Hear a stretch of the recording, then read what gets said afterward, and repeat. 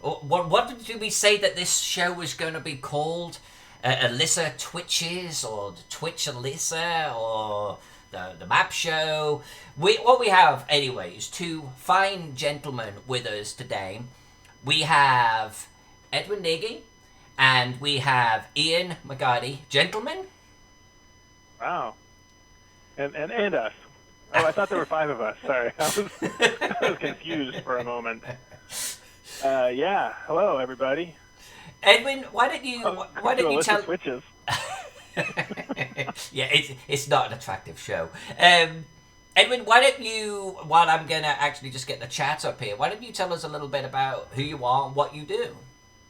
Who the hell are you? Who the hell am I? So I'm an engineer, of course, because I'm a gamer. I teach.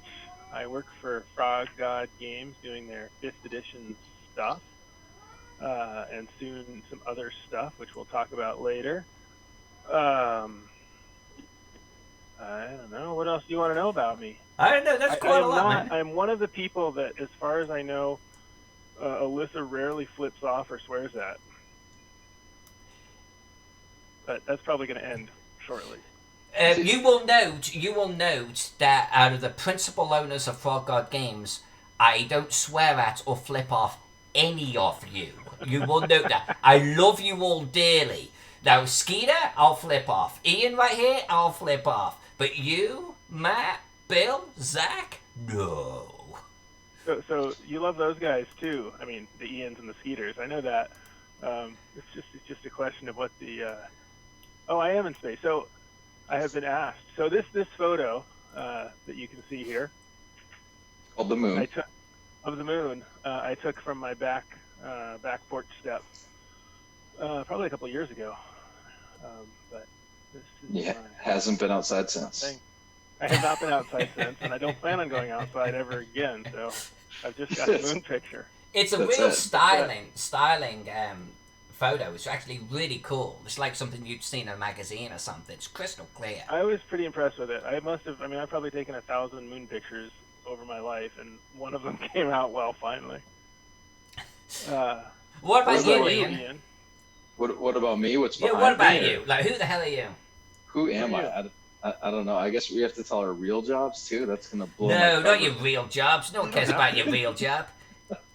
No. So I'm one of the co-owners of Silver Boulet, and we've done we do some modules and some other stuff, just for fun. How many modules you got out now, man? I mean, it's a few. I don't know, maybe 5 or 6. I lose count. You kind of forget about the one that you did before once you're working on a new one. But our last one was our first Kickstarter, and that one went pretty good. We like beat our funding goal, and we fulfilled months and months ahead of time. And we didn't piss anybody except a couple Swords and Wizardry players off. So who really cares about them? Oh, yeah, I actually saw the complaints on Netflix. It's like, why can't you lose money making this project? I'm like, well. Oh yeah. I don't do the edition wars or anything like that, but I gotta be honest with you, it makes me freaking laugh every single time that I see someone come in and go, I ain't gonna buy it if you're not gonna do it for Pathfinder 1. And it's like, okay, like, best of luck, because I ain't gonna make it for Pathfinder 1 because I'll sell 2 copies. And one of them to me mom, Yeah, right? Yeah, my mom bought one. Wow. She's like, what do I do with this? And she's like, can you sign it? I was like, Jesus, get off my back, Mom. I give copies to my parents, for free. Well, you're probably the firstborn son. Yeah, that is true. Yeah. That is true. See, I'm the youngest. I'm already the black sheep. You're gonna sell them. Well, but you can't. You feel like as the youngest, right? You can't do wrong. I don't know about that. I think there's a level of truth to that. I'm the eldest, and my younger sister gets away with bloody murder. It dawned on me the other day that, like, in all of the decades I've been alive, it's always me that has to do the apologizing to everyone else in the family, but she never does. She never actually has to apologize. If her feelings are hurt, it's my fault. So I think that's a thing. All I know is that she's probably right. Jen is saying I'm also a cartographer. I guess I don't know. You are. No, you are, man. You've done some good work. I've accepted money for a map. Is that the That makes you a professional. What more do you want? I guess that makes me a professional. Does it? Not really. It doesn't feel that way. But it doesn't make you a grown-up, but it does make you a professional. Yeah, there you go. And that just originated because when we were first publishing stuff, we couldn't afford good maps. Like, so I had to learn how to do it. No. Well, they're looking really, really good nowadays. I really like them, and they're perfect for the scenarios. So, I mean, I would be proud. You're getting better and better and better at it. Yeah, I think it's. I mean, I've only been doing it a couple of years, I think. So it's not like other than just I'm mapping the dungeon Edwin's driving me through. I always did that or made my own little crummy sketches of stuff I was going to run, but it's a big difference trying to make it pretty. So I have hit the level where I can successfully make the sketch that a cartographer can work from without yelling at me. I think that was already a big step in the right direction. It is, though.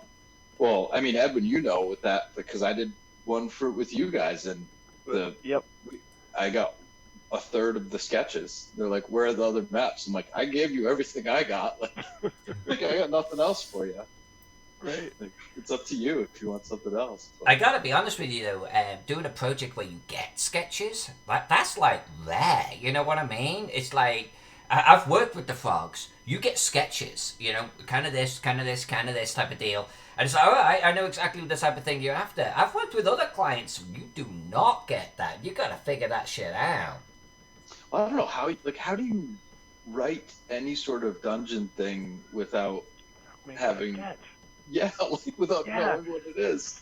That makes no sense. Yeah, the adventure that I'm slowly writing, and it's slow because I'm working on so many other things for Froggy stuff, started with in this pile of papers that make me invisible. Oh, there it is. I don't actually know how to share because it turns me off as soon as I. So this is my. There we go. Oh, you can almost see it. There it is. That's a good sketch. That's not bad. Yeah. So that's the. I mean, that was right after the car conversation that led to the conceit of the adventure. Came the map. Is that one you're doing just you? Yeah. Yep. Are you gonna? Who are you gonna? Are you planning on publishing it? Yeah. No, I think if I finish it, we'll put it out through Froggies. Do like the Indiegogo thing. I liked your Dragon Mount one. That's one of that's like what was that, North Texas, right? That was a great release. Yeah. The most hilarious thing is teleporting everybody in, but you do it, what was it, like 6 inches above, so they all just dump it right on the ground. That's so funny to me for some reason. I laughed so hard. It's a great one. I know you've used that before too in the game. You have to. Oh yeah, well I've run that. I mean, I've run that adventure a bunch of times now. I don't think I'd used it before I wrote it for that game. I mean, I certainly thought about it, in the sort of daydreaming about teleportation, but I hadn't thought about it in a game perspective. I had an idea that made me think of you the other day for an adventure idea that I'll put together an outline and send to you because I think it's hilarious. Okay. And it's up your alley. It's regarding halflings and recipes. So. Oh, nice. Yeah, we had a fine halfling recipe game, didn't we, some years ago that we need to finish. Yeah, that was. But it was. This one is a little more general audience than that one, I would say, because that one was like cannibalistic. That was a game that went sideways from the very start. All right. Well, I was going to ask the question: what is a halfling recipe game? And then you start talking cannibalistic, and I'm like, oh, that escalated real fast. Yeah. So. Somehow half of the party was evil. That was a late night game, and we ended up, half of us died just getting out of the city because we wouldn't just walk out the gates of the city, which who knows why. Like it was a little crazy, but that was a great game. It was one of my favorite activities for a pickup game, which is basically let the players do character creation and start and listen to sort of what goofy stuff they're doing during character creation, and then that's always enough to spend 3 or 4 hours of play out of. And this time, the people making the characters were a little sideways. Maybe, Yes, super sideways. So we were and they ended up looking for a looking recipe for book. yeah, but it was a recipe book to cook people. Right. Yeah. So and then I think we started a follow-up, which was looking for the various ingredients that you need to add to the soup. So like the recipe book was all. I mean, that's a whole. I mean, once you have a recipe book, then that's a whole plot hook, for 20 more adventures. So who was running this thing? Edwin was. I was running it. Oh, yeah. okay. Swords and Wizardry. Yeah, I'm not. Yeah, it was just a pickup Swords and Wizardry game. Was it Swords and Wizardry?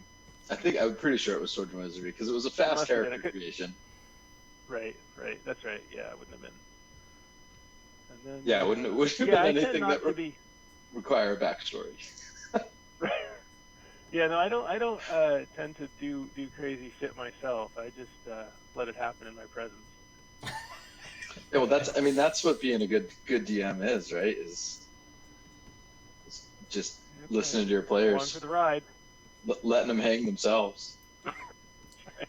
And then if you're really, really good, of course, you just let them give you the ideas until they hang themselves and claim that it was your idea all along. Yeah, they don't know I didn't have the cannibal idea already up my sleeve. So, guys, what have you got on the creative table? What are you working on, each of you, right now? You start there, Ian. So we're actually we paused the initiation of a Kickstarter due to this craziness that's happening around the world right now. But that's our Dirge of the Frost Jarl, which is a standalone sequel to our last adventure. So our last adventure found some crazy curse that turned people into were-spiders. And this one is sort of the source of the curse, where it happens and all the terrible, terrible things that happen there. So that one's pretty good. We're ready. I think Edwin played in a boss fight when I was tweaking it out because I had a couple ideas for that. And that one's been streamlined. That was a couple weeks ago, maybe. Is that going to be 5e? It took a little... It's 5e Swords and Wizardry, most likely. We'll probably just do a Swords and Wizardry PDF. I took some inspiration for that. I'm often thinking about the idea of making sort of fun set-piece fights, but I haven't actually done that very often. And you definitely put a lot of thought into saying this is going to be an encounter that they're going to have, and I'm going to screw with them as much as I can. And yeah. So that was I really enjoyed the sort of having the chance to play in somebody's set-piece encounter without worrying about all the other stuff that goes along with an adventure. It was just that, and that was pretty good because I think it was actually I was running for Virtual GaryCon, and then also for my home group I ran Light of the Moon Glow Glade, which is up now on Indiegogo, but that's only a coincidence. But John Hooks. It's our Arbor Day, so we've been doing holidays, and we're up to Arbor Day now. So that's our Arbor Day holiday module. But he had just sort of done some. So the most of the adventure takes place in a vertically oriented dungeon, and there were a couple rooms where the players spent a fair amount of time, and it was really fun to just sort of mess with the heads of well, you can get there, but you're gonna have to jump up 10 feet. So tell me how that's happening, and then we'll let you attack them with a sword. And then and it was in a library, so there's a chance of fire, and I was oh, the fire started. You can either put the fire out or keep fighting, and it's up to you. And there was a lot of fun to sort of think about that as part of making the combat more interesting and a little more not risky, different stakes, more interesting stakes. Vertical is tough too to run and write well, I think, because we're so used to playing on that flat mat, that it's people tend to think that way. So that's Well, and I was I was sort of kicking myself. I offered to run it for the virtual GaryCon, and I was like, I'll just throw it up on Roll20. And then I was like, these maps are not battle maps. Like there's a little cross-sectional view of a thing, and I mean they're perfect maps for a GM to know what's going on when they're sitting at the table with a bunch of players and they can sketch and hand wave and all that business. But they're just not battle maps. So I was trying to on the fly figure out how to make them Roll20 friendly. So let's talk about that, because Ian and I were talking about that earlier. What makes a Roll20 map? What makes a VTT map, and what doesn't? I mean, I've played well, so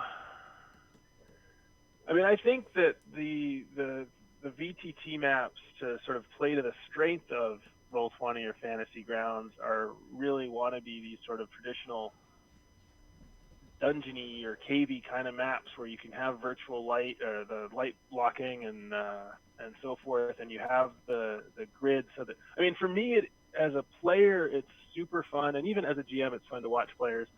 But as a player, it's so much fun to move your token around and suddenly see in a corner off on the edge of the map a spider leg or something like that, and it's like, oh shit. I had my favorite Roll20 event was I think I was running what's the one so this is the things you've written and forgotten. The Sentinel, first Sentinel, or the last Sentinel, whatever it is, the tower one. And there's this underground cave area, and the players had gotten a little split up, and so one guy was creeping forward, and the other guys were creeping forward, and the one guy had a little extra movement. He crept, and he just saw just the edge of a token of something. He's like, I shoot it, and I was so excited because it was the back of the person in the back of the party. Like the first guy had gone all the way around the circle. That's awesome. That's like, great. that's something that you could not have happen at a table. No. That's funny. Face to face. So what kind of maps are you uploading for that? Because like, let's talk mechanically and technically about this. Because like I found, like are you using a paid account on Roll20? So yeah, so personally I have a mid-level account, and then Frog God, because we've started selling stuff, we have a pro level account. But so for running stuff, I'm generally the middle paid account. So are you pre-uploading stuff? Like how are you running that? Yeah, so I will upload maps and tokens, and if I have time, I'll click some more and make the light blocking layer. Although I just saw this apparently 5-year-old process that exists for doing that automatically if you have the pro version level. But yeah, so I'm taking basically the player map. One that doesn't have the secret doors. I mean, there's a bunch of subtle stuff I think that makes a good VTT map, because you want to not have the secret doors, but you want it to not look like you've erased something. So you need just a nice continuous wall there, because it's pretty obvious, I think, to most people's eyes when there's just even that little fussiness. And like if you have the light blocking line, and normally you leave the equivalent of a foot of rock around the line, so they're seeing like the room, and then they're seeing a little bit of rock around it. Then all of a sudden there's this place with really thin rock, like, oh, there must be a door there because there wasn't enough rock left, so I feel like I think to really make a map for VTT purposes, there's a lot of that real subtle stuff that you'd want to keep in mind. And then I found limits with file sizes trying to do stuff with that. Like, what kind of file formats are you using? I think mostly JPEG. I wonder if on the pro paid level you actually get a little bit more leeway. Yeah, what's your file size? Like 10 meg, 20? No, I think it's I think I'm keeping them under 5. No, so that's the same as the We also had a question too from chat too, Edwin. I don't know if you know this, or Ian, if you know it, but Princess Strega said, can you actually do 3D maps in it? I've seen it faked. I've seen the semi-isometric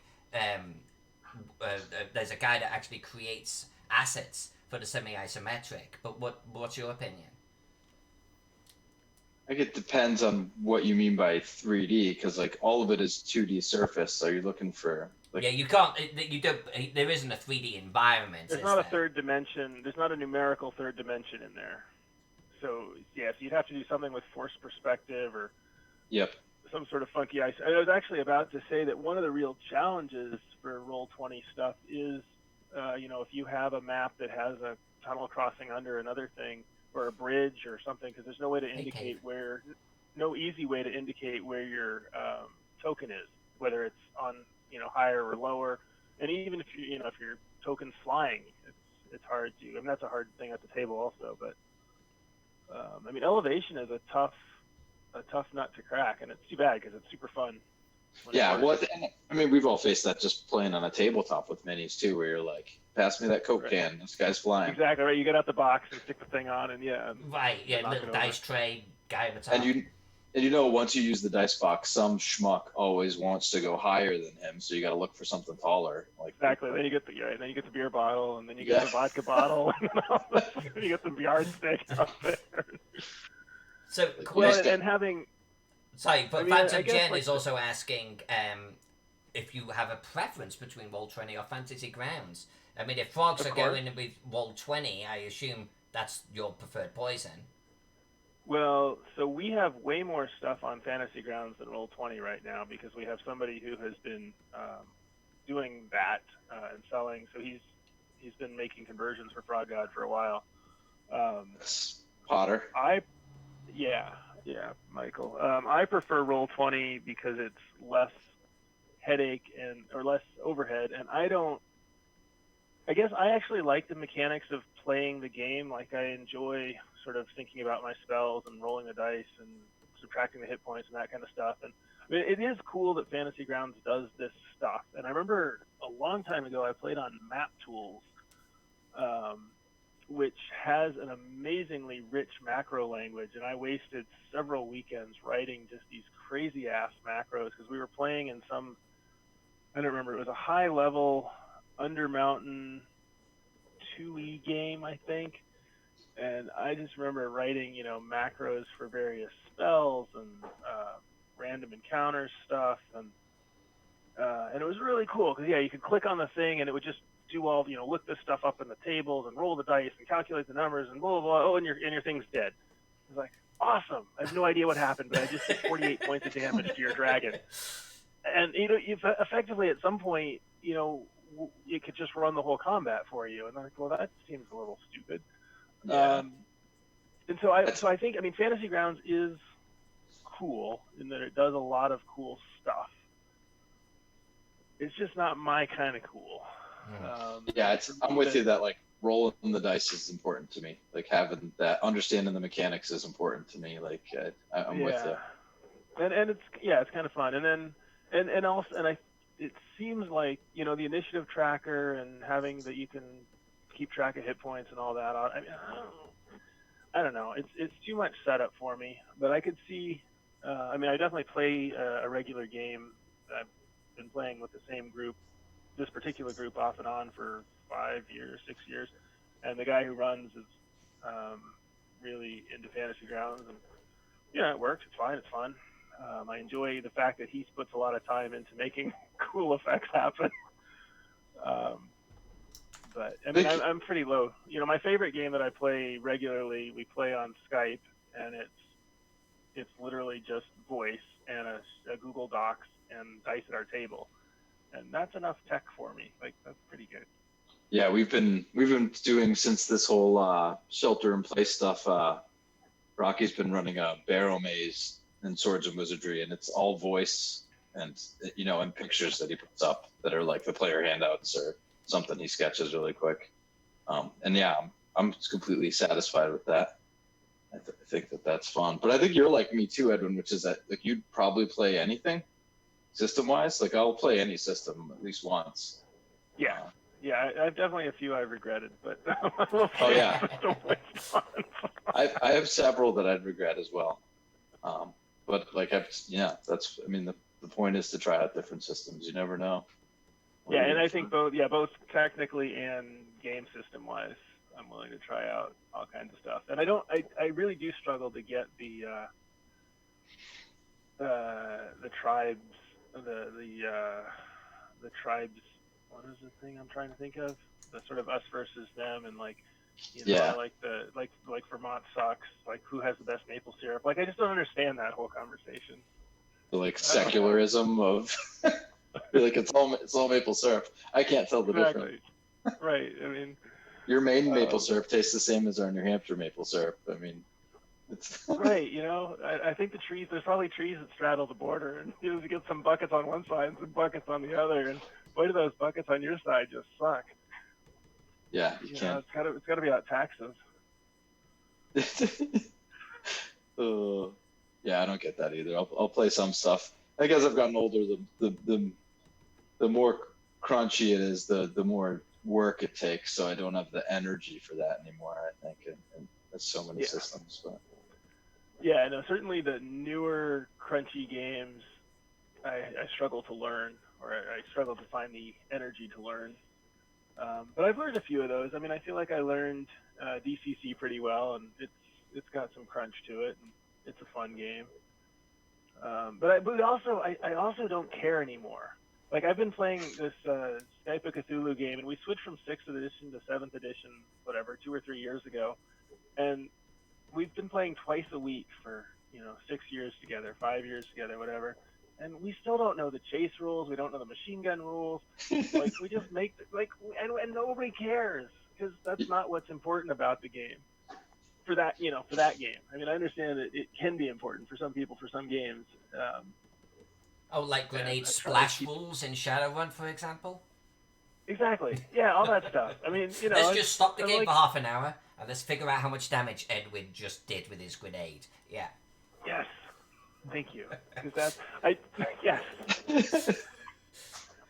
I think I get that way about 5th edition sometimes. I remember we had an argument about the wish spell with this game I was playing, and it's a really but it wasn't even about the spell. The spell's pretty clear. It's like you can create blank, and so we were arguing. I think it's like you can create 10,000 gold pieces value of something, and so we were trying to figure out, well, if you're creating a big stone, what's the value, and how do we convert? Like, what's the inflation rate from?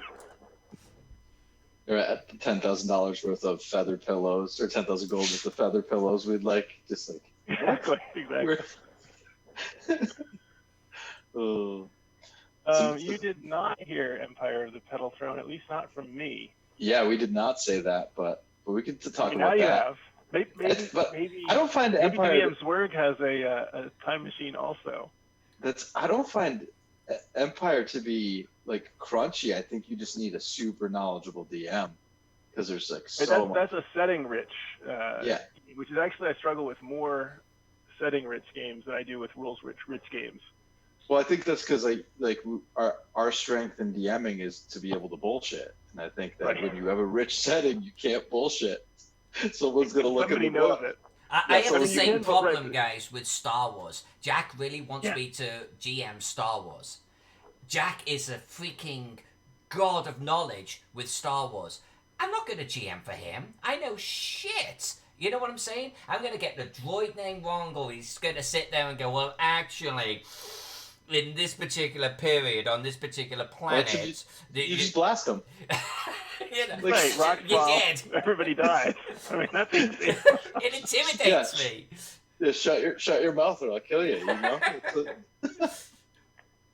No, I need some flexibility to bullshit. It's like Shadowrun has a little bit of that though too. Like, we've got 2 Shadowrun GMs in our group, and both of them know the lore, and they know what order everything's in, and they know if they're going off canon or not. I don't want to read that shit. I don't want to have to read history, like 50 years of freaking history of a game, to understand if I'm allowed to do something like that. I just want to have fun. I want to remember it.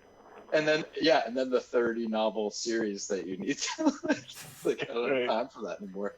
Right. The last Star Wars game I ran, I intentionally, as people may know, like, I'm a fan of the Galactic Empire because I like the order and prosperity they bring to the galaxy.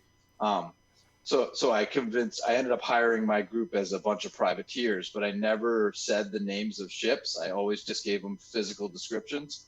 So, I mean, it took a year and a half until they were like, did we just shoot down a bunch of A-Wings? And I'm like, yep, you just blasted a bunch of A-Wings for the Empire. And they finally realized that they were the evil guys. They were the bad guys. Nice. Nice. I mean, I can't even. I will be honest that I can't even bring myself to learn the Lost Lands lore. I mean, I just can't get excited about it. And here we are. We're sticking stuff in there, and I'm like, make up. I mean, yeah, whatever. And so it was King so and so, and it wasn't the other queen, and it's the wrong god of war. But But I do know some people that's what some people absolutely love to read, run, play, buy, and so you end up with that person in your game who knows the Shadowrun or the Star Wars or the My Little Pony lore, and then you're just kind of, oh well. We played different. We played a solid My Little Pony game at Gamehole with my daughters. That was a blast. Did you feel like you had to know the lore? I unfortunately. You do know the lore. I know a lot of My Little. I mean, I have two daughters, so. Ian was the one who was like, well, actually. That never actually happened to Rarity, and she prefers to have. Her favorite color is actually powder blue and not violet. It took me out of the immersion to have those mistakes crop up. So. I bet, yeah. I get this a fair bit when I'm running Cthulhu Invictus. I mean, everyone knows I really like the Romans. I'm a little bit knowledgeable on it, but I don't bring that to the game. It's not about our knowledge of history. It's about the setting and like Cthulhu, right? It's horror. You just happen to be in a toga with a gladius. So I never make it about the history at all. But there's always that player. There's always that player every single time at the table that will he wants everyone to know that he knows his shit. He knows the Latin. He knows the Papa Familias and what they did, and there's always that. Oh well, yes, well of course they would be like that because of course they would crucify these people, don't you know? And it's like, yeah, don't care, dude. Come on, Cthulhu, let's go. But it's always actually we're 22 leagues east of Hadrian's Wall right now. Like, shut up. But they didn't actually use the league, and the league was a different length. Yeah. That's true. You can just imagine the feedback that I started getting on the Britannia map, like private feedback off to one side. Well, actually, it's like, dude, shut up! It's Cthulhu Mythos. Get out of here, Well, this one you said was Cthulhu rose and moved that city. In fact, the whole country got moved. Well, and that's in all fairness, that's Golden Goblin's attitude too. I mean, they want it to be spiritually correct to history, spiritually. But they're like, this is an alternative universe right here. This is Cthulhu. Here, so don't worry about pixel perfect. Don't worry about this. Don't worry about that. Just make it look good. Make it look 99% right, and then just don't worry about the rest. I'm like, oh, that's a good attitude to have. But you've always got that person that looks at it and goes, well, actually, I'm not sure that this settlement actually existed in this particular year. Well, that's cool, dude, but this map represents 100 years of history. What are we doing here? A pissing contest? And that's what it always boils down to. Well, I don't know if it's 100% that, because I do get the thing that if you, in your head, are sort of playing in your own world, and you've got this expectation, and then suddenly something just crashes through it, it's kind of hard. I expect that every time I cast Fireball, it's going to fill up the cave and, whatever. It's going to go traveling forever. And now somebody's trying to cast a Fireball, and it's like fills a square that, ends whatever. And I'm like, it hurts. But it doesn't hurt for any reason. I mean, it's all magic. Like, it's all bullshit. And so I can sort of see that, whatever, you've spent the emotional energy to get up on your My Little Pony cannon, and all of a sudden somebody's just pissing on it. Yeah, that's fair. I mean, that's kind of painful. Well, that's when you should be running. Exactly. Yeah, that's when you have to run, and then let the players, fake it. Oh, this is why I will never run Star Wars. Because I'm never going to be able to do it. I'm going to be crashing in someone's headcanon hard every time. You can run Star Wars for me anytime if you want. You know what? Let's do it. Let's make that a thing. I will run for you. I will run for Ian. I'll run for Rocky. We'll get a few other people, but not Jack. Jack will just have to watch and sit there screaming at the chat as I get something wrong, and none of us care. Well, and we'll all get it wrong. That's the nice thing. Yeah. Poor Jack. I'll run Jack. I'll run Star Wars, but it has to be West End Games Star Wars. So that's the one that uses that square die, that funky square die that has the pips on it? The Monopoly die. Yeah, that's the one. Cool. Yeah, but doesn't it use like 25 of them or something? No, it doesn't use No? that many. I seem to remember being big on It's not Shadowrun. Okay, what kind of meathead okay. play a game with that? But you're required to play with required to play with dice that you've taken from a board game that you got from your parents when you were 20. I've got those still. Yep. Yeah, of course you do. We all do. Wait. When I was 20, you mean when I was 6? Yeah. Yeah. Yeah? The dice that I took from my parents' board game, I took much younger than when I was 20. Well, okay. I accept that. You can take whatever dice you want. I don't really care. Thank you. Okay. So you be you. Live your life. I will do that. Call Ewoks Wookiees. You know, I was just trying to remember which was the big furry creature and which was the little furry creature. The little ones are the Wookiees, and the big ones are the Ewoks. Exactly. That's what I think. One of them gets stepped on, right? Yeah. Some of them are bloodthirsty savages, and others can play chess. That's right. I did have a nice Ewok episode the other day because we were taking on some giant or something. It was not a Star Wars game, but I was just like, I want to do that thing with the rope and the twirly birds, and I want to, but we failed. Want to do that thing with the twirly birds? What now? Yeah, the Ewoks. Don't you remember the Ewoks? They get the little thing and they go around with a little rope and they trip the. Oh right, yeah. Chicken walkers, the ATSTs. That one, yeah. So Ian's out. He knew the names. He can't play in our game. I do. He just outed himself. I believe I started by saying that I'm a big fan of certain parts of Star Wars. You did. I'm like James Spawn's natural enemy. Who is James Spawn? Star Wars. James Spawn. He's does Hero's Journey. He wrote. He's done a bunch of stuff. He actually made a Star Wars Swords and Wizardry clone. It's not Star Wars, an unrelated yet similar game for Star Wars. That's really a blast to play, quick and easy. It's called White Star, and that's a great one. Great indie game. That's a lot of fun to play as well.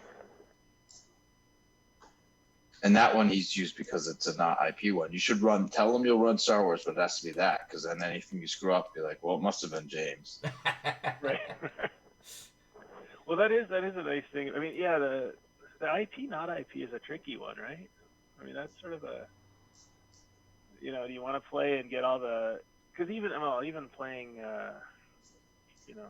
D&D stuff is sort of, it's created its world over the last 40 years, and we all expect a beholder to be like this and an ogre to be like that.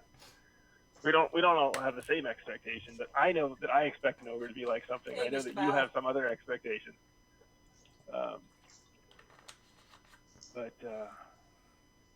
Yeah, but if you have a completely fresh world, it's weird because your players are like, well, we live in this world. We should know what a goblin is like.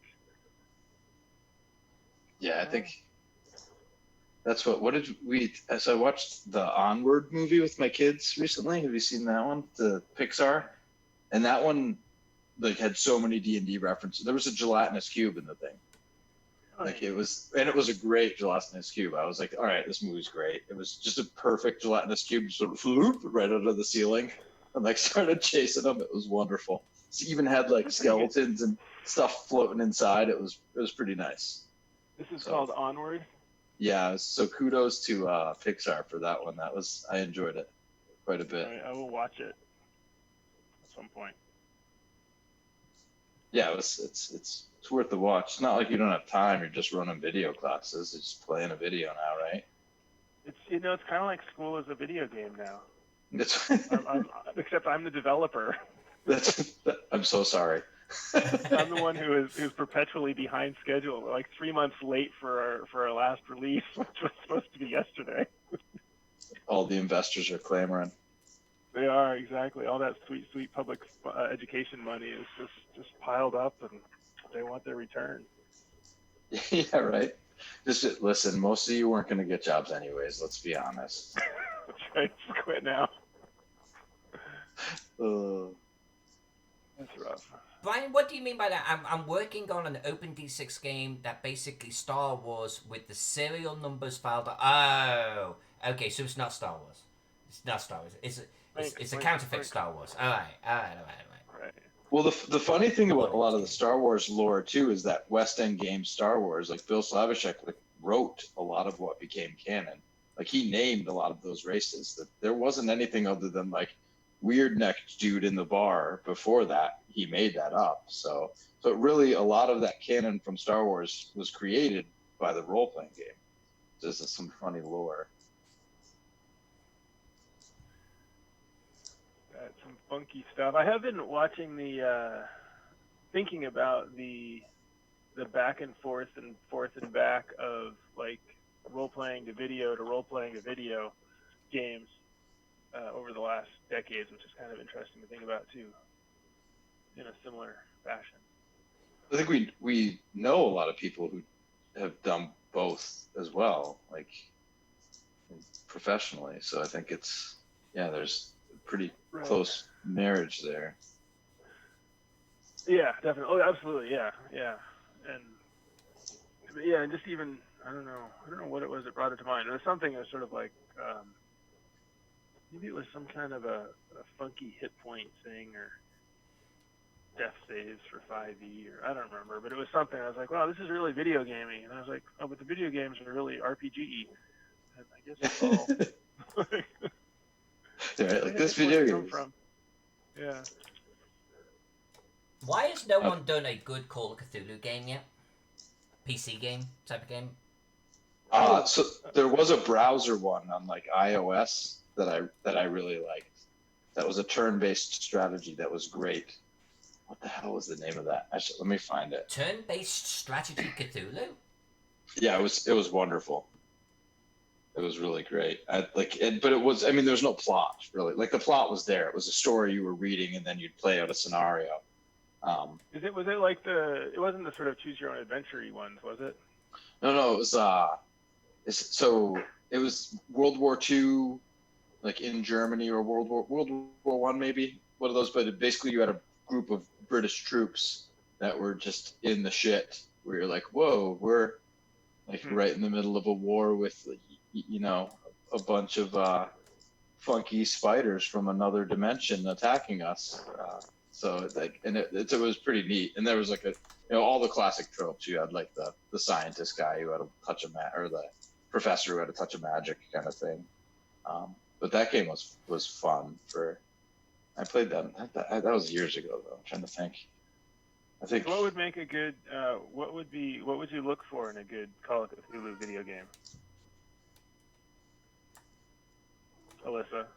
I think for me, she's working, right? We're just talking and she's working. Is that the? Well, you can see me working it. You can see me working it. But this is a conversation, right? No, it's. So I think every single Cthulhu game that's come out, I've bought and I've played. For me, it almost seems like they're way too railroad. Like computer games are very. So it becomes basically an interactive story. But you have to go from here to here. You have to go from here to here after you've completed this step. And you can't get here until you've done this. And while I feel one of the wonderful things about Cthulhu is it's more like a spider's web of clues being revealed.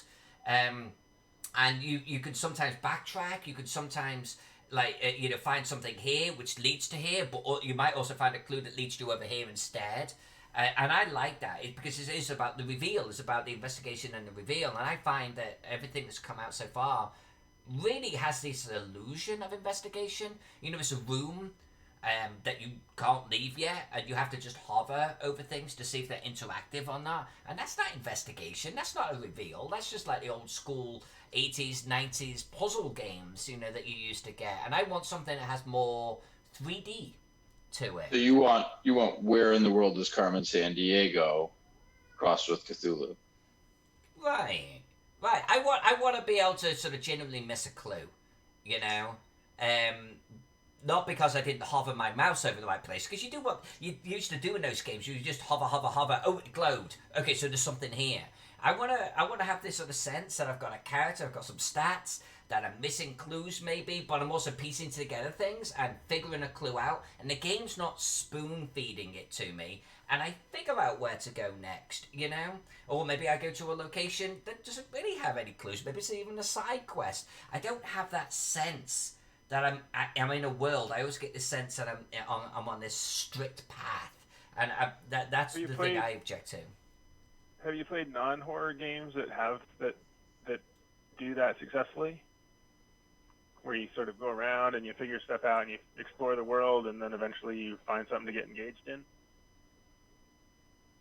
Yeah, well, I think a lot of the role-playing games out there do that. I mean, I would say Fallout, Skyrim, Obsidian, all of those have. I was thinking of Fallout, and I was wondering if Fallout sort of meets your, like, if Fallout had proper horror in it, would that sort of meet your I think so. And I wouldn't expect the versatility and the sandbox nature of Fallout, because that's obviously just completely open. But give me more of that. Give me, I want to walk over here.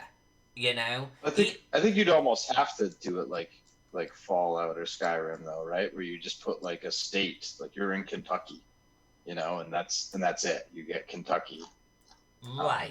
I wonder if it's market size and budget. I mean, at a nutshell, not to bring it down to reality, but I wonder if it's the sort of thing of like, well, we can afford to put this money into Fallout to make a real expensive sandbox game, because we know there's a bazillion people that are going to buy it. Right. But because we were Gaming in BS was talking about new ways of delivering gaming content. And they were just sort of pissing about the fact that we're still selling books, and not that they don't like books, but that there's so much cool stuff we could do, which I absolutely agree with. But I was thinking that, well, the issue is that there's we're going to sell 1,000 books, and of those 1,000 people, 20 people would be really excited for an interactive PDF, 20 people want a phone app, 10 people want the phone app but they want it for Pathfinder. And by the time now we're making custom maps for each customer, and there's just no way to make money on that. I don't know if that's a similar issue with video games, and the bigger, obviously times 100. But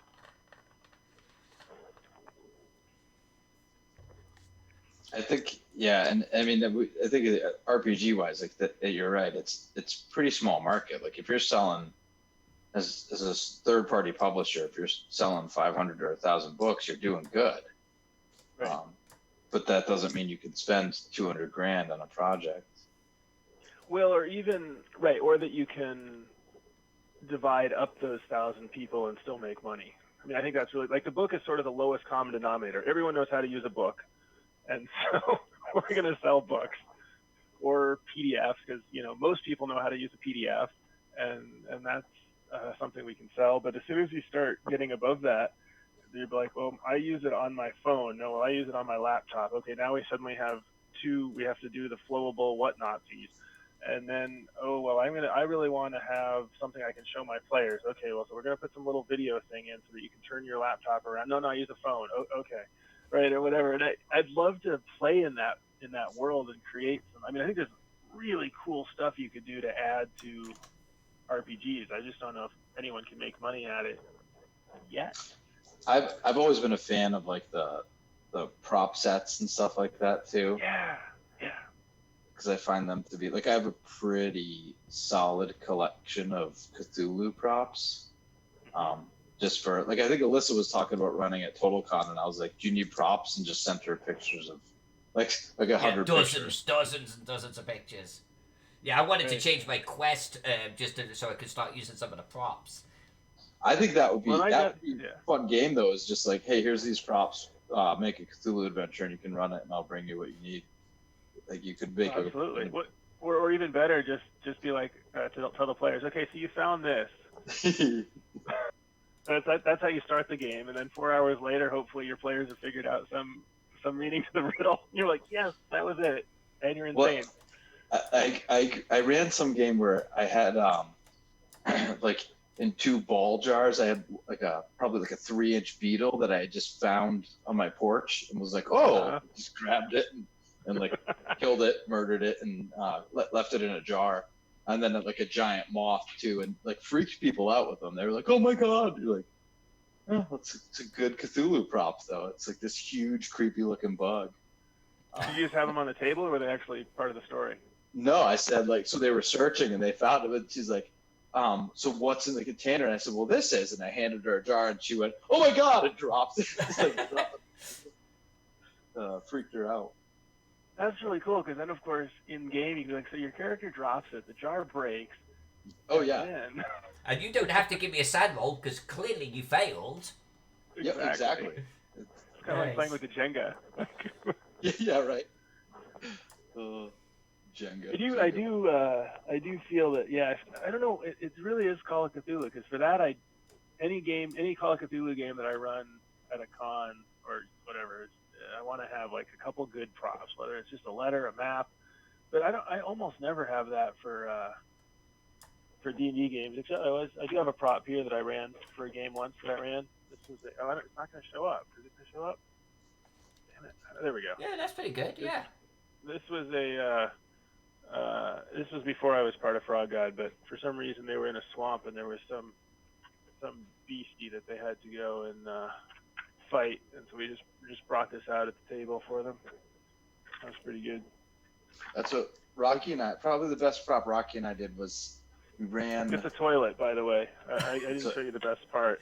Is that it's actually it's a toilet. An outhouse seat. A working toilet. A working toilet. That's what you're on a quest to discover plumbing. Sorry, you and Rocky something? Well, we ran a game at Grand Con where we did 4 tables simultaneously that we combined at the end for like a boss fight.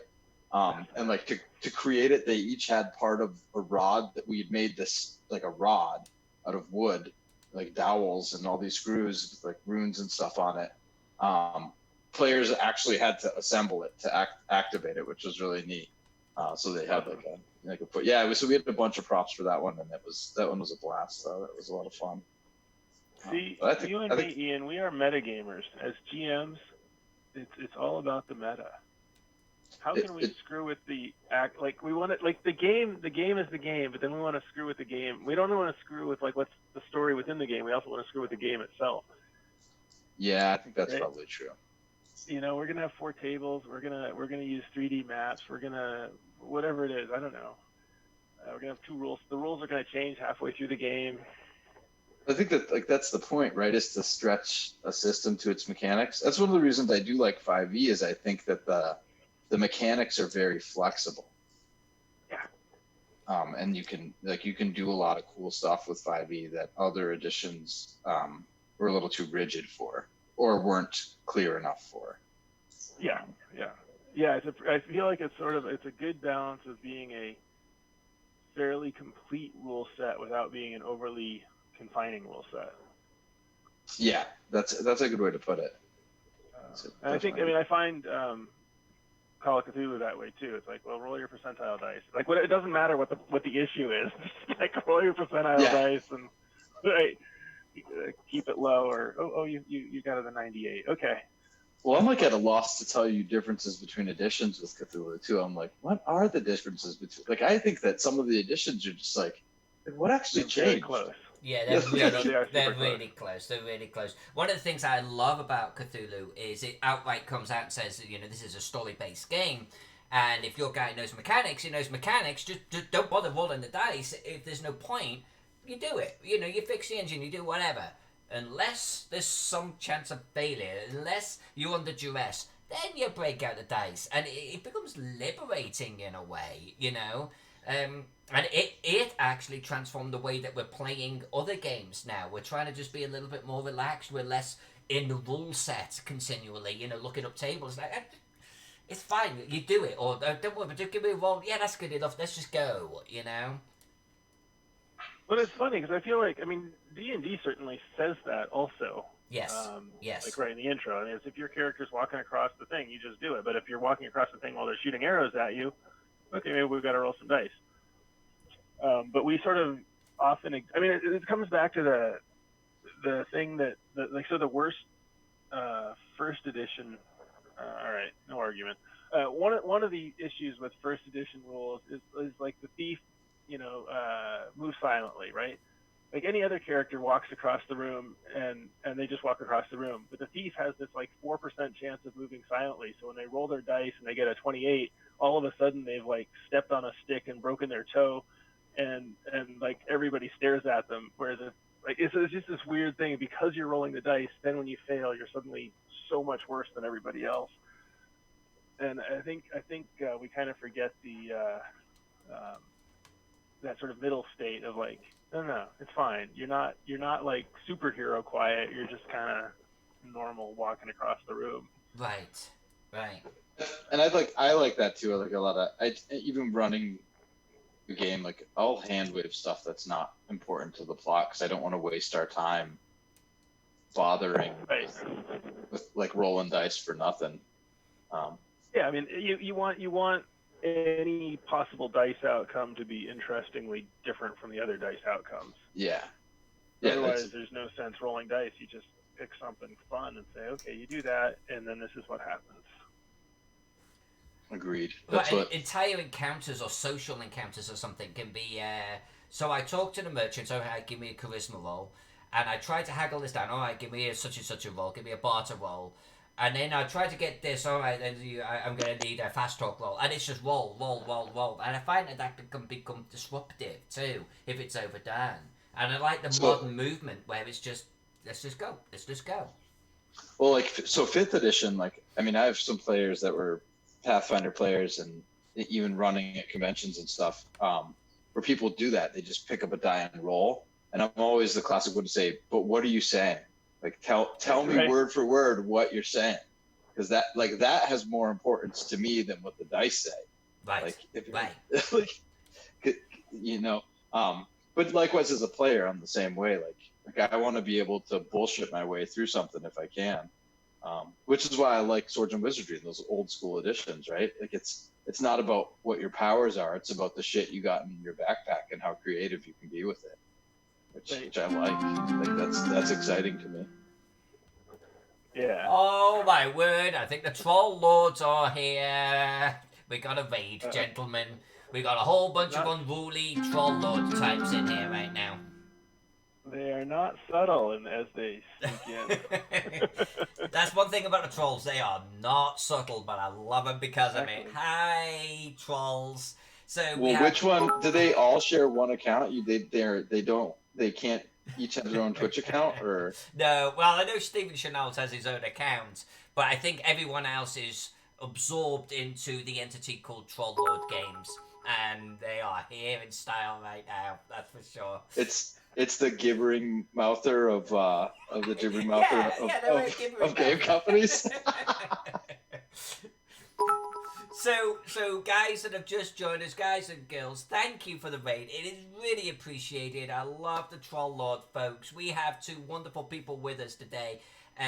We have Edwin Nagy from, of course, Frog Guard Games, and we have Ian McGarty of Silver Boulet. And they've been talking the talk tonight with us. We're actually working on Lightharbor for Noble Dwarf. We're actually getting close to being done with the black and white work, as you can see, and I've actually been working on the outside here tonight while these two fine, handsome gentlemen are talking. And no one knows it, but I'm creating a racetrack right now over in this area. So welcome to the stream, and back to you, Ian and Edwin. Your audience is now larger, so entertain. Oh, well, I was kidding. Just give Oh, them wait, a I think this lecture. is where we do it, right? Yeah, yeah. Oh, yeah.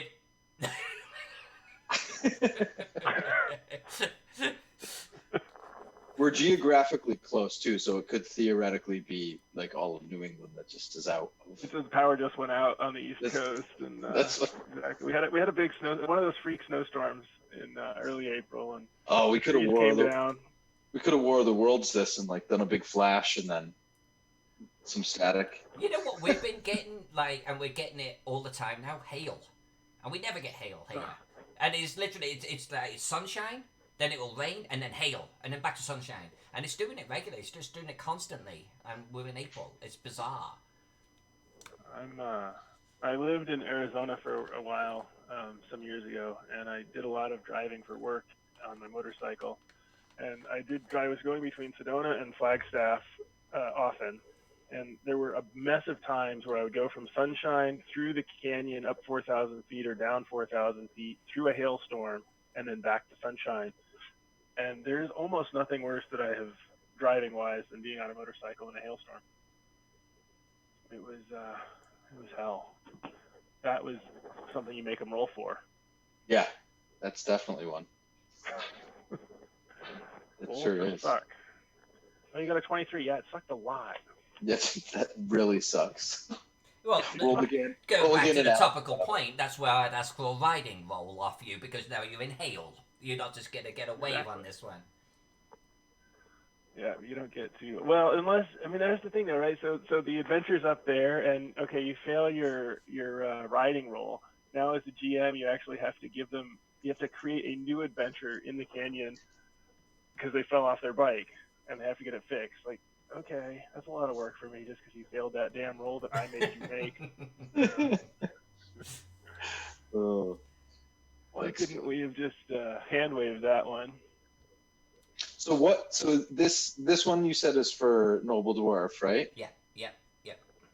What was it? Did they give you any guidelines, or they're just like, shit, do us a map? That's a really good question. This one, they did. I'm going to actually drag this up here a little bit. So they actually have been giving me guidance all the way, and I'm just going to turn these off real quick. So they gave me almost like a sketch. I mean, this is actually based upon the sketch that I started doing.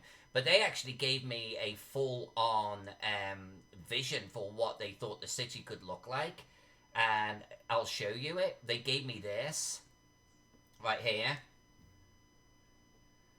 So this is a little bit like the sketches we were talking about. It gives me a rough shape. It gives me the concept that it's on this, estuary mouth. It gives me this sort of sense of these roads going off, and the fact that there was actually quite some hills around. They did change some things afterwards. They said, yeah, but we actually want the palace on the inside, not the outside.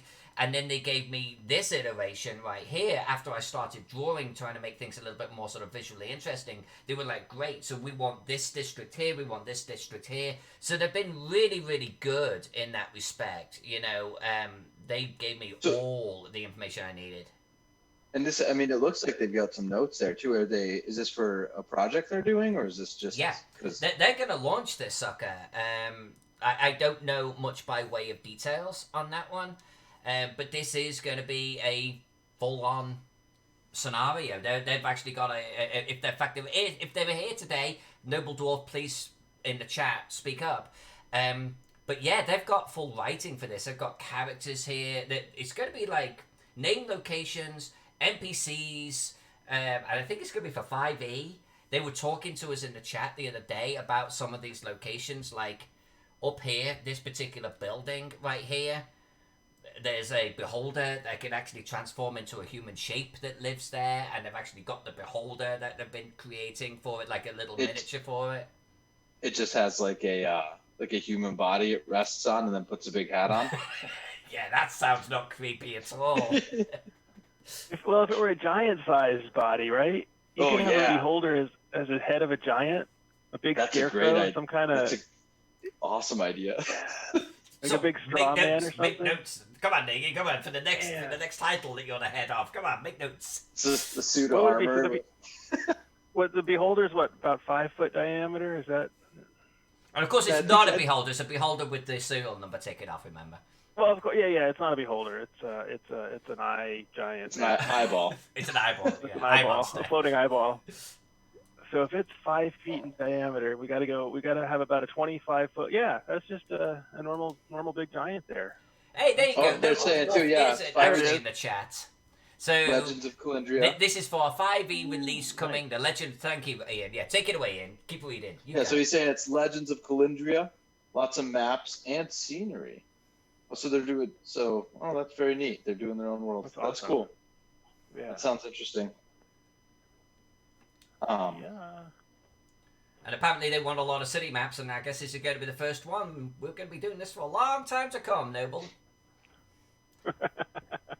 Oh, by the way, Noble, I'm drawing the racetrack right now, so if you have an opinion, please do say. Noble Dwarf said they wanted a racetrack in this part of the city, but they didn't want it to be a regular racetrack. They wanted it to be almost like one of these cross-country racetracks, so that's what I'm kind of doing right now. Steeplechase? Steeplechase, that's the word. Perfect, yeah. So we'll probably put some jumps and shit in here too. But that's why I'm making it go uphill, I'm making it cross streams, coming back downhill, over the road. Steeplechase. Do they go? Do they turn right or do they turn left? That's really the question about racing. There was a racetrack in my hometown of Chester, and I think it was the only racetrack in England that went anti-clockwise. And I think all of the other racetracks in England went clockwise, if I remember rightly. Huh. What? Yeah, who says anti-clockwise too? What's up with that? Isn't that's the person who married Uncle Clockwise? Oh, badoom. He's here all day, folks. At least say Widdershins or something like that. Really, really Something British. quaint. Oh my goodness. Well, that's a neat map. That's interesting to see. Yeah. There was some figure 8 track, I feel like, which of course leads to some issues. But, Well, isn't that what they do with like Demolition Derby and stuff? Oh no, maybe it's not. I think that's just a parking garage. I mean, a parking lot. I think we need, that's just like a big arena, right, to smash into people. I think we need a race, a Call of Cthulhu adventure, all done on a cross-country racetrack. Actually, that's a brilliant idea. Edwin, write that one down too. That's a great idea. Yeah, well, what is it? What do you think? Like a rally. Be like, what's that big African, the car race? Yeah, you do like one of those rally races where they go, 300 miles. That would be a good Cthulhu adventure. It would be. And then you've got your group set up, you're a team. You're a team. We got the pit crew, right? So it'd be with pre-gens. And the other teams have just sort of disappeared. Especially, I think you need some teams to hassle them and stuff too, you know. Oh, absolutely, yeah. Well, plus, you'd finally get to, like at the beginning, you could actually use the race rules. Yeah, you're right. You're right. This is until you realise it's not actually about the race, players, right? Exactly. No, the players would. But if you use the race rules initially, by the time they realize it wasn't about the race rules, it's too late. They're just too invested in the race. Yeah, no, because their brains, because you take their brains off and because like the race rules have these things for like obstacles, like in this round you have to, and so the obstacles would just have to get a little bit weirder each time, and things would get a little bit goofier, and then they'd realize that they have gone into another space, another zone, and that when they happen to fumble that one roll, because eventually they will, that's when you start the adventure. Yeah, right. So when they're like the car breaks and they're on foot. Exactly. Like they ran out of gas or they crashed into a tree or whatever it is. Yeah, that's when the game starts. Oh, I like it. Yeah, that's a good idea. All right, we'll put it on the list. All right, I got some ideas for that one. I'm rich with a bounty of ideas. You know, ideas are a dime a dozen. It's really the completion. The execution. Yeah, it truly is. The hard part. Oh, I know that. Yeah, no, I'm very excited that we've had some authors recently where it's like, boom, go. Oh, you did it. Hey, that's great. We have an adventure now. Well, I think didn't I not do something for you because I didn't know I was supposed to? You have continued to not do something, but we'll publish it for next year if you finish it. You're on our holiday series. You're supposed to do St. Patty's. Yeah, I think that was true, but there was a reason why it wasn't this year. I don't remember. I have that one pretty much done, actually. Is that why? Well, no, you didn't tell me about it. It was like February. You're like, I have it pretty much done. I was like, I don't care at this point. Tell me in like next December. It's because it was Zach's great journey. That was amidst Zach's great journey around the world, snorkeling all of the. Oh right. That was in December. Yeah. where he just went. Did he go snorkeling, or was it like something? I think he was like smuggling cocaine. He went snorkeling, and there's lots of shots of water, but there's no shots of actually in the water or him in the water. Or him, yeah. Right. Which there is was why lots it's of Scuba Trip Part 3, and it was like him at a bar or something, and the ocean was over there. Lots of those. Right. Yeah. So I think it could have been just an elaborate cover for something. We blame Zach for everything. I don't understand. I don't understand that sentence. What is Zach for if he's not to be blamed for something? Yeah, I'm with Jack. I could see Zach gun running. Gun running. Selling.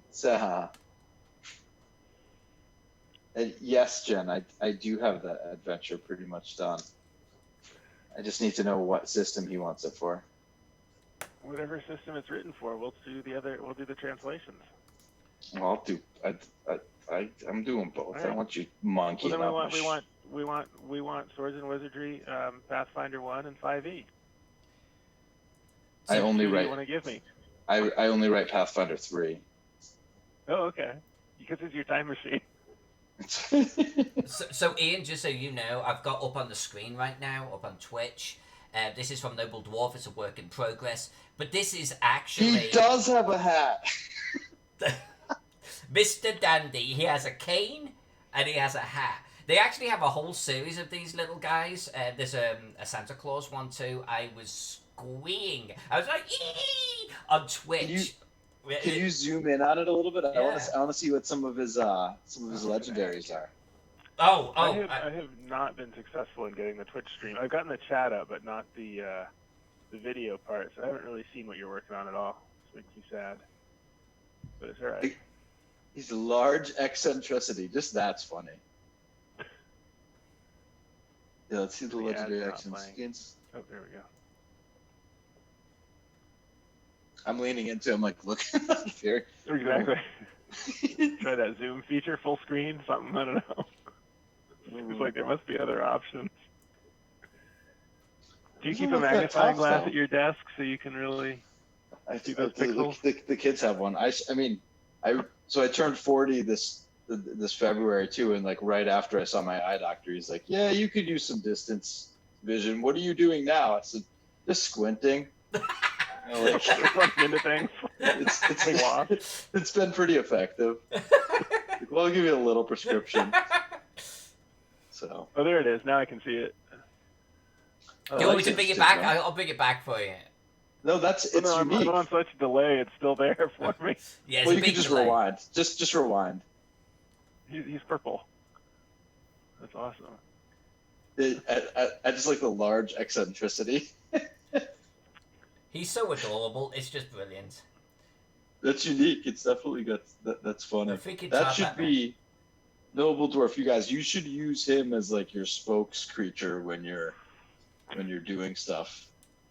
Yeah, that's not going to invite any IP infringement or lawsuit. Yeah, they are talking to their lawyers about the IP factor because there are eye monsters around. There's some debate as to whether you can actually copyright it first. I mean, we all respect it because we're creative Titan, but I think Edwin and I both know some people who regularly invite that lawsuit, seemingly without care. So, like with stuffed animals and stuff like that. Right. Yes. But that person's probably more prepared for a lawsuit than for any of those us sorts are. of things than Yeah. some others of us. Yes. Yeah, probably already has a case prepared. It's like, I've been waiting to use this. Thank you so much. Well, Finally. it's such a tough one because, like, there's I don't know. I mean, I'd like people to respect IP. Like, it'd be nice if people weren't ripping shit off. I don't know though. Like, I feel like monster wise, like if I write a monster and it's in one of our things, any publisher is welcome to use it as long as they say where it's from. Because that's more of my cool stuff getting out there and having some fun, killing some new players. But it should be your choice, right? It should be your choice for that to happen. You think so? Well, I mean, I think that if you didn't feel that way, then maybe your monster shouldn't get around, right? I mean, I don't know. I don't think so. I mean, I don't know where you draw the line, I guess. Yeah, I think that is a slippery slope too, right? Because then I agree with you. Like, thanks, Lee. I'm not making money on it in a big way, and yeah, I'd like to have my stuff out there. That sounds awesome. But I can see why you might not. What about variations on a monster though? So okay, Thri-kreen, cool concept. Okay, it's got its own stat block. It's got its own look, etc. Does that stop me doing a Bugman? No, right? And like, frankly, like, how unique is a Bugman? Like, come on. Right. Well, and I think more importantly, the whole point of most of these rules is actually to promote creativity. I mean, the reason we have some protection is to say, okay, you can be creative and make money. And so the goal is to promote creativity. So if you're being creative by taking something that exists and making something new, I think that's awesome. But of course, I'm not a lawyer, so. Right.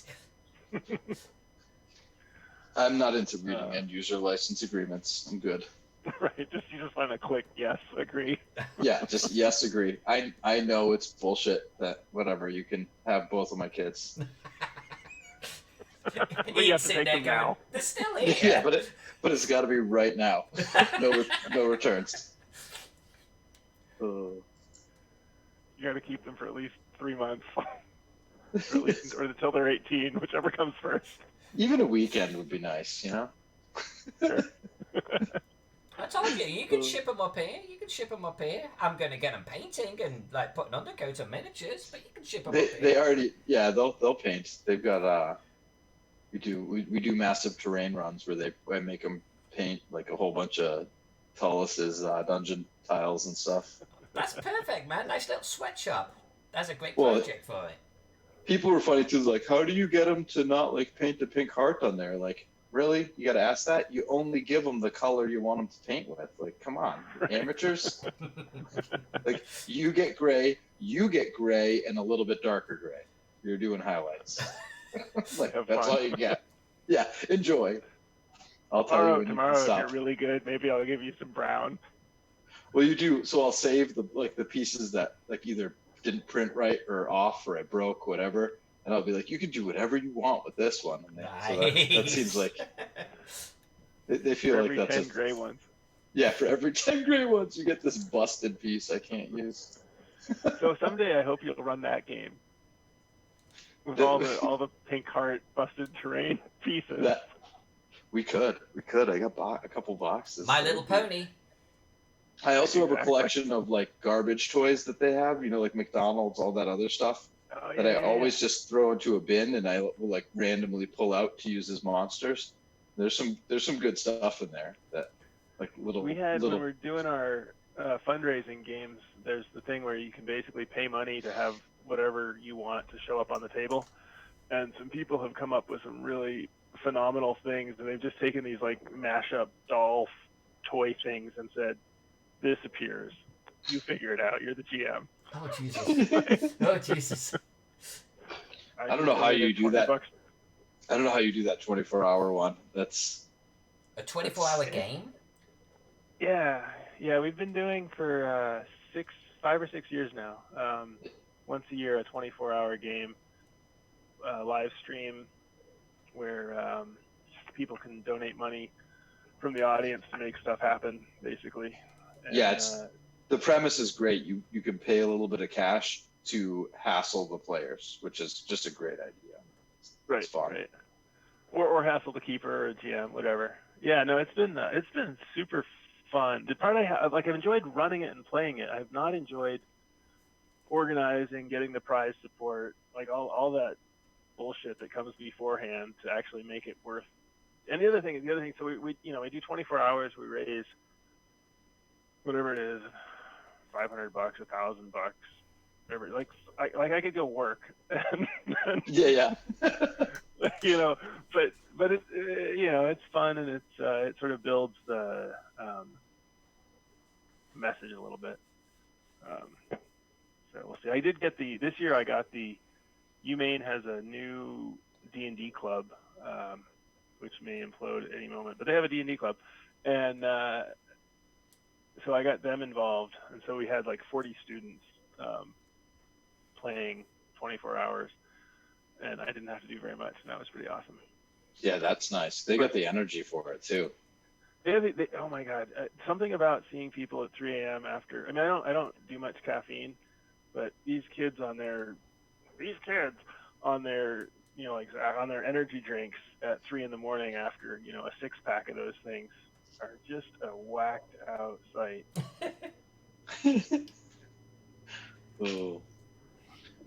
It was a little rough. Normally I run for a 24-hour game. I run on sort of a 50-50 mix of beer and water with a little whiskey early on, but I couldn't do the public drinking on the university campus in the thing. Right. I don't know if I can survive 24 hours just like on just the water part.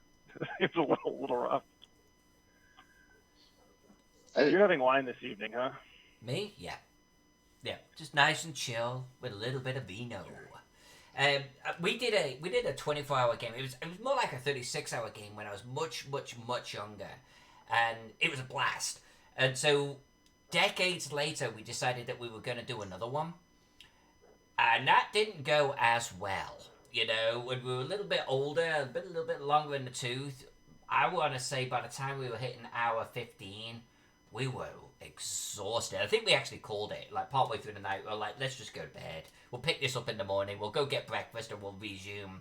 So I have no illusions I would not be able to do a 24-hour. I know I would. I mentally, emotionally, I'd love to do it. Physically, there's no way I could. I think you'd have to do that for a weekend, Like you just slip out, everybody go to a cabin or something, and you do like 2 12-hour games with a nice long nap. That actually sounds really cool. Like with a bunch of friends in a cabin. That would be way better. Yeah, that would be kind of really neat.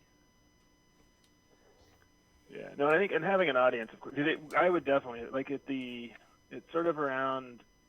Well, I think the first time that really sucks, when the sun comes up, and you see that happen, that really sucks.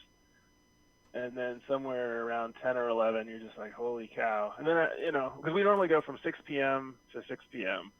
So we have a full day of work, and then we show up to game from 6 p.m. on.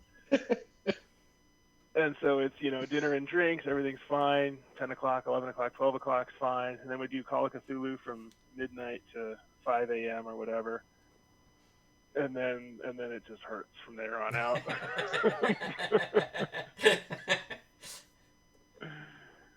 Yeah. Yeah, that must take your dilation to recover from that must be significant.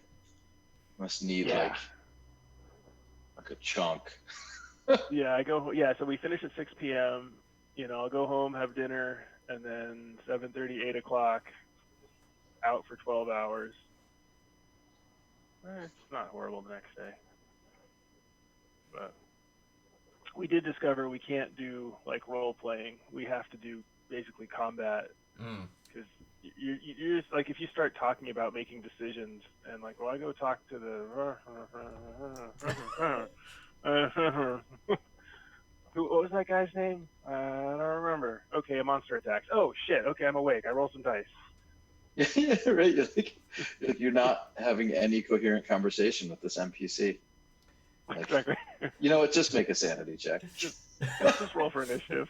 Yeah, we found that playing like Masks of Nyarlathotep, after about 10 hours, players aren't really piecing the parts together anymore, you know? Jack's there making his notes, and his notes are just getting bigger and, like, messier as they go. Like, literally, like, there was one session where he opened it up and he was like, what the hell? And he just got just so a snail. tired. Yeah. Just a snails underlined 3 times with an exclamation point. What was I thinking? It started off really neat and sharp and beautiful, precise, and at the end of the evening, it's just a bleh. It's like, I don't even know what that is at this point. Like, he was having real life, like, insanity problems. Yeah. Oh, yeah, it's one way to trigger the insanity. What is this dueling that is happening? So there is we've got a couple of mini games in the chat, and there's a duel, and you can duel people. There's also a heist where you can raid a barbarian camp, and a couple of other ones too. I think there's an arena where everyone gets in. There's a new one, Survivor, that comes out, and it wins channel currency. People get gold from it. And they could use the gold to do things, you know. And we have one senator, I think, because he's got like 20,000 gold. I'm really poor, so I don't play the games because I lost it all trying to duel people, something like that. But yeah, that's what they are. They're playing games amongst each other. And you see Mr. Valor. Mr. Valor is our senator right here with 17,412 gold. He's our richest member right now. Oh, So politics as usual is what you're saying. Politics as usual. Exactly. And Brian McWhirter, who's another great cartographer, he's got 6,600. But you will see very quickly on this how poor I am as the channel owner. I have 1,042. You got 1,000 gold. That's not bad. I don't play the games anymore because I always lose them. And so I lose... Because you have to use a little bit of gold to play the game. That's what's I've got 1,000, 1,150. So I thought we were raiding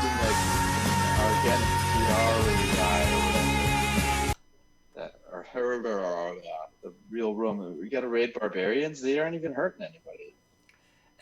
Well, they kind of are because they're offensive just by being there. They're not. They don't have marble buildings, showers. I don't know. They smell. They have beards. It's like icky, you know. And they could be paying us taxes. You're describing all of my ancestors right now. All right. I'm deeply offended. All right. As a Roman, I don't care. Well, the Romans never conquered the Irish. Well, yeah, because it wasn't worth it. Sure, keep telling yourselves that. Actually, I did research. Why did the Romans never go to Ireland? And it's the same reason, honestly, why they actually just gave up in Scotland, because it was like just not worth the effort. There was trade with Ireland. There was trade in Scotland. So it's just not worth the effort. It's too much cost. Like even even England. England had some return with a little bit of salt, a little bit of gold, and a little bit of tin. But at the end of the day, they were like, fuck it. Let's just get out. It's just not worth posting legions there, you know? There's always this rate of return. And if you look, I mean, there's even Northern Europe. They didn't go far, too deep into Northern Europe. Not worth it. They traded in there. I'm not going to play the Legion. Yeah, I get it. They were too weak to get that far. Establish outposts. Yeah. Well, listen, guys. So it is now around 7:30 my time. This is about the hour and a half mark. So this is where I'd normally end the stream. I want to do a quick recap of what I've been working on tonight with the map. But before I do that, I'm going to go raid Wizards of the Couch. Now, what that means to everyone in chat, Wizards of the Couch are the guys that made GaryCon Virtual happen, okay? And I'm not exaggerating now. They are incredible guys with the virtual side of things. They dropped everything to try and help everyone make it happen. They went from a few events to hundreds of events. They went from a few hundred people attending virtual to like almost 3,000 people attending virtual. And their main guy, Casey Rift, but there's a whole crew behind him. He tirelessly helped with that, with a grin on his face the whole step of the way. If people had questions, he helped them. He would get on chats with people. They're awesome people, Wizards of the Couch, okay? And so I think they're streaming right now. I'm going to start a raid. It costs you nothing. To basically, you will get sucked up from this channel and thrown into that channel. And what I want you to do is just for the glory of Rome. And if that offends you, you can go for the glory of the barbarians. Either one works. They will know I sent you. I'm going to go over there too, after I've spoke to these two fine gentlemen right here. And hit them with a follow. Follow costs you nothing. Just hit them with a follow. They will appreciate it because they're doing incredible, entertaining work. Okay? So I'm going to start the raid. It will kick in a couple of minutes' time. And during that time, I'm going to finish what exactly we've been working on right here. So let's raid Wizards. Get your pitchforks. Couch. Get your pitchforks. Get your torches. This is like Hackers the movie now. So you hear her clacking that keyboard. It's a good mechanical keyboard. All right, while that raid's counting down, this is what we've been working on tonight. We've actually got a lot of the outside ink done. We've got our hills done. We're going to add some forestry. We're going to add some fields and farms. We've got a whole sprawl of buildings to do here as well. And we've got a racetrack that we're going to finish. And all of this is actually going to be on Sunday's stream with Zach Glazer of Frog God Games and Skeeter Green of Miscreants United. So join me on Sunday, two cool guys. But say thank you to Edwin and Ian tonight for joining us. They are two cool guys. Thank you, Ian. Yeah, this is fun.